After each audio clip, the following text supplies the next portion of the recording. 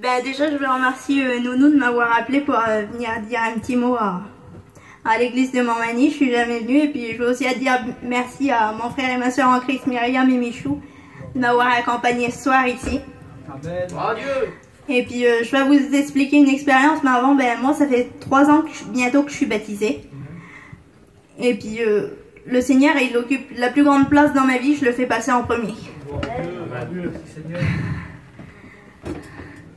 L'expérience que je vais vous dire, ça fait il y a quelques temps, j'étais avec ma cousine, elle a 14 ans, et puis elle suit un peu les choses de Dieu.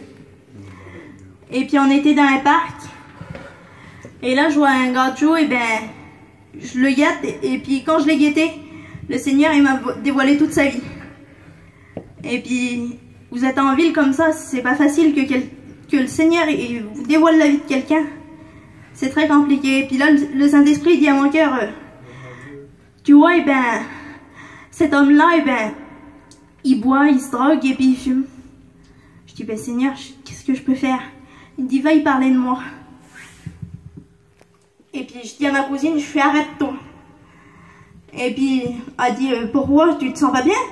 Je fais, si, mais tu vois le petit gâteau là-bas qui est assis, je fais, on va aller le voir. Elle me dit, mais c'est un gâteau, c'est rien. Je fais, non, c'est pas grave, je fais, faut que j'ai dit quelque chose. Et puis je m'approche de lui, je fais, excusez-moi de vous déranger. Je fais, mais il faudrait que je vous pose une question. Et puis si je me trompe, ben vous m'en voulez pas. Il me dit non. Je fais, est-ce que vous avez des liens avec l'alcool, la drogue et la cigarette? Il a manqué de s'effondrer devant moi. Il me dit, oui, comment vous le savez? Je vais vous dire quelque chose, c'est Jésus qui me l'a dévoilé.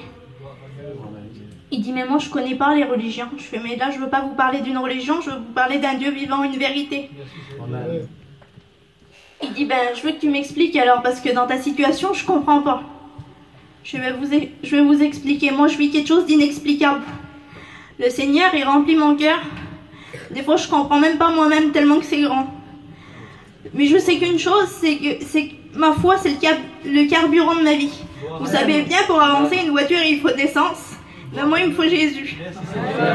Et puis, je continue à y parler. Et puis... j'y parle de l'éternité, j'y parle de la croix, que Jésus il est venu pour nos péchés. Et le gardien il était égaré, il connaissait rien de tout ça.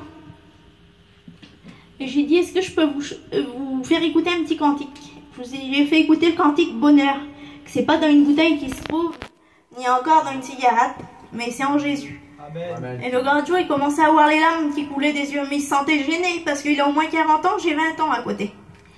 Je dis, écoutez monsieur, on va placer l'orgueil de côté ce soir. Merci Seigneur, amen. Je dis, vous n'avez pas à avoir honte devant moi. Et il me dit, mais tu sais, j'ai tout essayé pour arrêter l'alcool, la drogue, la cigarette, mais j'y arrive pas. Il fait, j'ai repris le sport. Il fait, ça marche pas non plus. Je fais, mais parce que la seule solution, c'est Jésus. Je fais, il peut vous délivrer à l'instant même si vous le demandez sincèrement. Et il dit, il fait, ben, je suis content de parler avec toi parce que je vois que tu as quelque chose que moi, j'ai pas. Et je continue à y parler de la Bible, j'ai cité quelques versets. Et je lui ai dit que, si vous voulez, il y avait des réunions pas loin. Et je suis partie et j'ai dit, bon, maintenant c'est l'heure que je vous laisse. J'ai dit ce que j'avais à vous dire. Mais en repartant, j'ai dit, Seigneur, je l'ai dit dans ma tête, on était parti, on était déjà un peu loin avec ma cousine. Si ça a touché le cœur du gardien, je veux une confirmation. Mais quelle confirmation? Je suis déjà partie, donc... voilà. Et puis le gardien il a commencé à courir vers moi. Il revenait, mademoiselle, mademoiselle, mademoiselle. Oui. Il fait, je peux vous demander quelque chose? Je fais oui. Il fait, le cantique que vous m'avez fait écouter, où je peux le réécouter? Alors un gardien qui en aurait rien à faire du cantique que j'ai écouté, il n'aurait pas revenu me redemander. Il est revenu, je lui ai donné un petit verset, j'avais un verset dans ma poche. Je ne l'ai pas lu parce que je lui ai dit, là, maintenant, moi je vous ai parlé, mais maintenant c'est entre vous et Dieu. Et quand il a lu le verset, eh ben, j'ai vu qu'il a souri.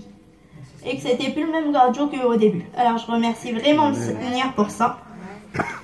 Et moi, il y a un verset qui parle vraiment à mon cœur. Et pour moi, ça concerne ma vie. C'est le psaume 119, verset 50. C'est ici ma consolation dans mon affliction, que ta parole m'a fait vivre. Et une affliction, ça représente tout. Ça représente une misère, ça représente un problème. C'est grand comme terme.